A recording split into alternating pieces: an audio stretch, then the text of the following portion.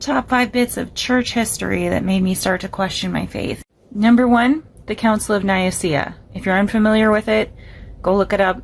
It doesn't make a whole heck of a lot of sense. Basically, a bunch of dudes got together, took all the Christian writings that had previously been considered canon, and decided some of these are canon, some of them are not. Who said those dudes got to do this? Who said those dudes had any right?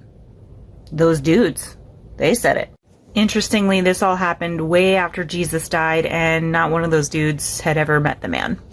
In her video, the involuntary agnostic offers 5 bits of church history that made her question her faith. Let's pull out the red pen and just look at the first one together. She claims that the books of the Bible, what we call the canon, were chosen at the Council of Nicaea in AD 325.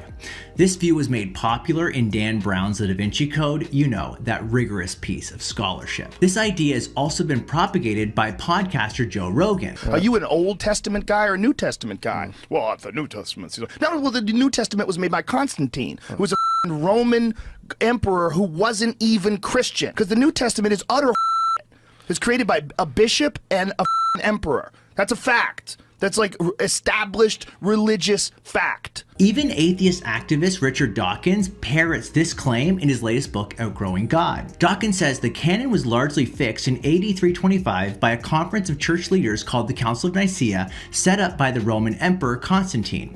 Here's the problem, and it's a big one. The idea that the books of the New Testament were chosen at the Council of Nicaea is absolute nonsense. It is mythology, not history. Now, I know what some of you are thinking. That's exactly what a Christian apologist would say. Okay, don't believe me? Maybe you'll believe atheist and New Testament scholar Bart Ehrman. There's a common view, for example, that he popularized it, but people had this view before he came along, that the Council of Nicaea is when Christians decided which books would be in the New Testament.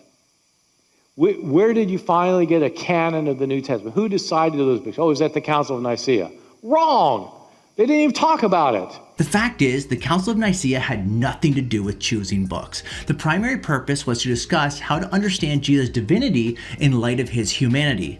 By the way, this isn't secret information. It's readily available to anyone interested in the truth. What's really tragic is that this complete fabrication of history has caused some to question and even leave their faith.